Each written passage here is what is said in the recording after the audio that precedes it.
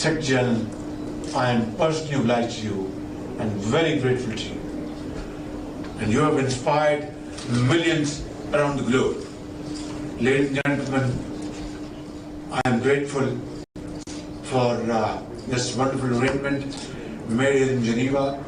I am very grateful to the host country, Switzerland, and very grateful to all relevant members, states, ministers, and other dignitaries who have been able to find time to participate physically in this conference.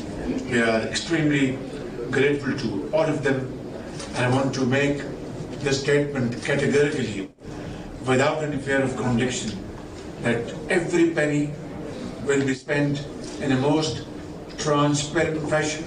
I have put in place third-party validation mechanism so that every penny is accounted for and is invested in the interest of the needy and helpless people who have been badly affected by these ferocious floods. Thank you very much, and thank you all. Ladies and gentlemen of the media, I'm indeed very pleased to be joined by Prime Minister Sharif. And dear Prime Minister, I want to thank you very much for your kind words. But you have nothing to thank. I did my strict duty. For many years, since I was High Commissioner for Refugees, I visited Pakistan in different occasions, and I always witnessed an enormous generosity of the Pakistani people. You have received millions of Afghan refugees. You have hosted them, you have protected them, you have shared your resources with them in a way that is unparalleled in the world. At the same time, I could witness in difficult moments of your country, with the earthquake, with the floods, previous floods, with the impact of terrorist activities. I've always seen in relation to Pakistanis displaced inside their own country, an enormous generosity of the Pakistani people. And so it is the duty of the international community to correspond to that generosity, expressing the full solidarity with Pakistan in this moment of truth. It is not solidarity, it is justice. And I think that justice will start to be made today here in this conference. Now, this is a conference with lots of numbers and figures and statistics, but when I look at the challenge, what I see are faces, human faces. I hear stories like the ones I heard when I visited Pakistan in September. Stories of lost lives, lost jobs, lost crops, lost homes, lost communities. And stories of sacrifice, generosity, and solidarity. Now, this conference is focused on resilience. And I've seen resilience time and time again from the women and men of Pakistan. From enduring the scourge of natural disasters and terrorism, to Pakistan's long and proud history of welcoming, protecting, and supporting millions of Afghan refugees currently living in Pakistan.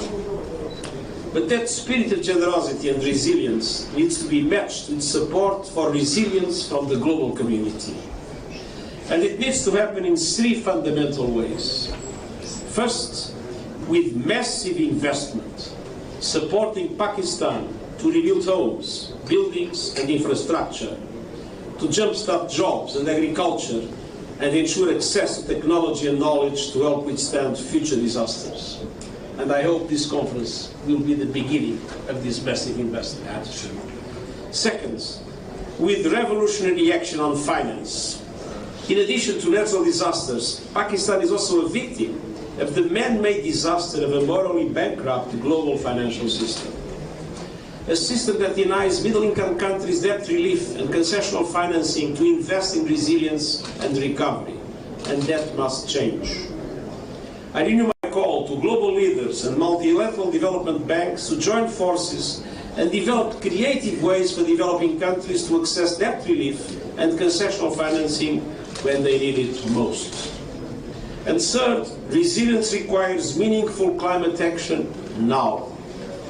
If there is any doubt about loss and damage, go to Pakistan. You'll see loss and you'll see damage, and you'll see our common future. The decision taken at COP27 in Sharm el-Sheikh on loss and damage must be implemented. And developed countries must also deliver on their commitment to double adaptation finance and provide $100 billion annually in support to the developing world. But, ladies and gentlemen of the press, we are on the road to climate ruin. The 1.5 degree warming limit, universally agreed as the only way to safeguard our planet and our future, is on the verge of collapse. The risk is an irreversible collapse of the 1.5 degree goal. Moving as we are moving, we will get to 2.8 degrees of increased temperature. Imagine what will happen in Pakistan and everywhere in the world if things do not change. Now, as global greenhouse gas emissions continue to rise, we are all in danger. Today it's Pakistan, tomorrow it could be in your country. And I am deeply frustrated that global leaders are not giving this life or death emergency the action and the investment it requires. Because words are not enough. Without action, climate catastrophe is coming for all of us. So, dear Prime Minister, I stand with you and we stand with Pakistan. Now is the time to invest in the resilience of the Pakistani people, to mobilize massive investments from the world in order to pay tribute to the enormous generosity that the Pakistanis have always shown. Thank you very much. We will have time to take a few questions. I would like to give the first question to the President of the UN Correspondents Association. Please identify yourself as well with the media you represent. Good morning, Mr. Secretary-General. Good morning, Mr. Prime Minister. On behalf of ACA News Association of Journalists accredited at Geneva, I would like to welcome you and wishing you a new year. My question to you, Mr. Secretary-General, I'm working also for the Kuwait News Agency. You mentioned today in your opening remarks the need of a more financial global system. How can the UN help to create such a more global, ethical global financial system? Thank you. Well, I think we have been very active in different circumstances, in different fora, with our own initiative on financing for development in the post-COVID situation, in our interventions in the G7, in the G20, and in the spring and autumn meetings of the World Bank and the IMF. It is very clear that the present system is biased. The system was conceived by a group of rich countries, and naturally it basically benefits rich countries. So we need, first of all, to recognize that we have presently a situation in the developing world in which countries are strangled by debt and countries have no access to the financial resources they need in order to be able not only to address the dramatic challenges they face, but also to implement the Sustainable Development Goals. We need a new debt architecture. And we need to make sure that debt relief is effectively provided by the system, even to middle-income countries that are on the verge of very difficult, very dramatic situations, including suspending their payments. On the other hand, we need multilateral development banks to change their business model. We need them to assume more risks and to be able to leverage more systematically private finance. That is essential. But private finance today is only accessible accessible to many developing countries at very high interest rates that do not allow for the solution of their problems. So multilateral development camps, beyond their loans, need to provide more guarantees to bring private finance at reasonable costs. Must be first risk takers in coalitions of financial institutions to support developing countries. And this is true in relation to situations like the situation in Pakistan, but also to build resilience in all other aspects, facing climate, facing the risk of pandemic situations, and taking into account the need to implement sustainable development goals. And on the other hand, it is absolutely essential that concessional funding is made available to middle-income countries that are particularly vulnerable. When a least developed country graduates, that graduation brings with it a cost, the loss of concessional funding. And in many situations, they are still extremely vulnerable. So we need to redesign our financial system in order to be able to take into account vulnerability and not only GDP when decisions are made about concessional funding to countries around the world. So there are many other aspects in which we are working hard, and I hope that member states that control the boards of these institutions will be able to implement the kind of reforms that are needed to establish more justice. Today, just to give you an example, my country, Portugal, even in this very difficult situation and with a very high debt to GDP ratio, is still being able to get funding at 3 or 4% of interest rates. I was with President Ruto of Kenya a few days ago, and he told me that when they are trying to go to the market to finance the country, the best offer they had was 14%.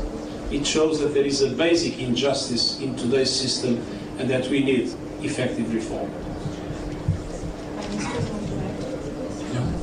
Let me go to Ash Television. You just want to. Yeah. My question is Prime Minister Sharif, and I will ask in my own language, in Urdu. Sir आपने शहबाज शरीफ sir माजी में हमारे जब भी आफत वगैरह आई है और फंड हमें मिले तो हमेशा हमने यही देखा है कि उसकी शफाफियत के हवाले से सवाल उठाए गए, लेकिन ये बड़ी अच्छी और खुशहाल बात है कि अभी आपने बात की है कि हमने इसके हवाले से थर्ड पार्टी के हवाले से हमने उस पर काम किया है, और क्या इसकी मज़ीद आप तफसील बताएंगे? Yes, this is in my speech today that these programs, through joint collaboration and with international support, will be undertaken in a very transparent fashion.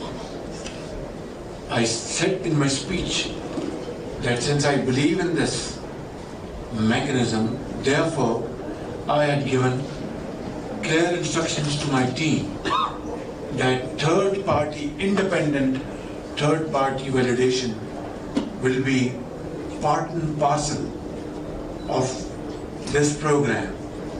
All these interventions will be undertaken under these conditionalities.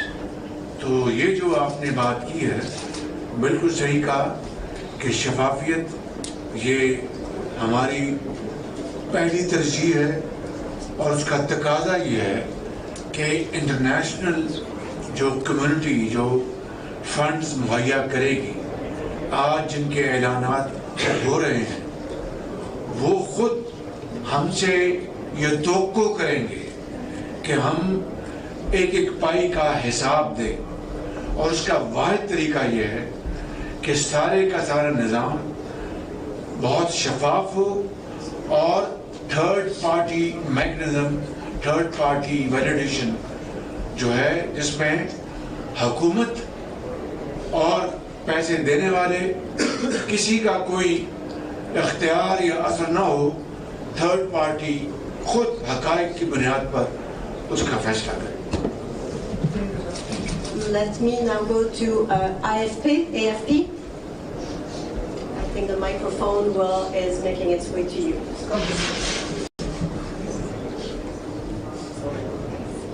Thank you. Nina Larson with AFP.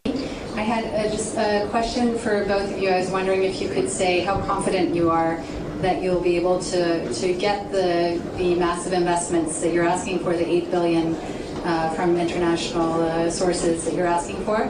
And for Prime Minister Sharif, I was wondering if you could say how close you are to a deal with the IMF for the next disbursement tranche and what the main stumbling blocks might be. Thank you.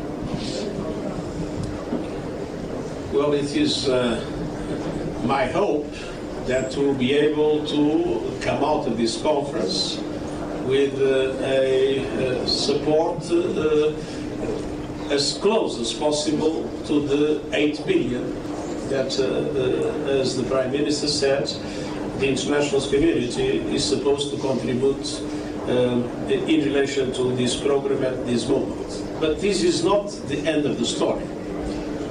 I believe it will be very important as the program of reconstruction moves on to go on mobilizing international support, because when we see the situation in Pakistan and the level of devastation that took place, and when you see the fragility of the country in relation to possible future natural disasters, I think that international solidarity will not stop at this conference. But if we come close to the 8 billion, that means that there is a considerable success and a demonstration of trust in relation to the government and the people of Pakistan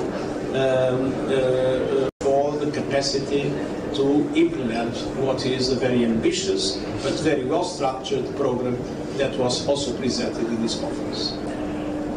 Thank you very much. I would like to just answer your question that even before these floods hit Pakistan, we are already facing humongous challenges because of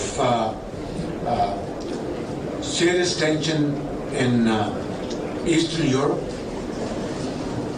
and as a result, food inflation, the prices of oil and gas were skyrocketing, and Pakistan was facing this imported inflation in a very, very difficult situation. And how could you expect that after the floods hit Pakistan and almost destroyed everything, that we would pass on this imported inflation on the common man, and he or she will accept it without even a squeak? That is unnatural. And that is also not in line with the norms of justice and fair play, that the rich can enjoy both the worlds, whether the prices of oil touch $200 a barrel or $30 a barrel, and a poor man who is able to meet these two ends with great difficulty, you will expect that he will absorb this price hike without any protest and agitation. That is not human, strategy. That is not normal. It is absolutely abnormal. Yet we had to again connect with IMF and resurrect that agreement which was violated by the previous government, and accept even harsher conditionalities. So that is our challenge. And today, while we are complying with IMF conditionalities as best as possible, but how on earth can you expect from me that I am working out of primary house, and a poor man in the far-flung areas of Pakistan, in the sand dunes, in rocky mountains of Balochistan, or snow-covered peaks of KP, or plains of the province of Sindh, which have been, even today as you go over there, you will find standing water, which has destroyed their livelihood, that we should pass on this additional burden on them. It is nightmarish, to say the least. Yet, we are committed to IMF's program. We will do everything to comply with their terms and conditions, although I am constantly trying to persuade them that please give us a pause. I'm very grateful to Secretary-General. He is also in touch with them. I spoke to the Managing Director the other day and tried to first assure her that we will comply with the terms and conditions. And B, I said, you are a wonderful person, wonderful human being. You have a heart of a gem, and you know the plight of poor people in developing countries. So kindly be considerate and compassionate and give us some breathing space. Well, this is an ongoing dialogue. I'm sure one day soon we will be able to convince them through logic and through facts. That said, regardless, we will comply with IMF program. Mr. Prime Minister, did you want to say something else, Secretary General? Well, I'd like to say that economic stability is very important. But let's not forget that the day we will all be dead, there will be perfect economic stability. Thank you so much, everybody. This is all the time that we have. Thank you very much. Thank you. Thank you. Thank you. Thank you, Mr. Prime Minister, Secretary General. वज़ीर-ए-आज़म शहबाज शरीफ और UN secretary general Antonio Guterres मुश्तरका news conference कर रहे थे।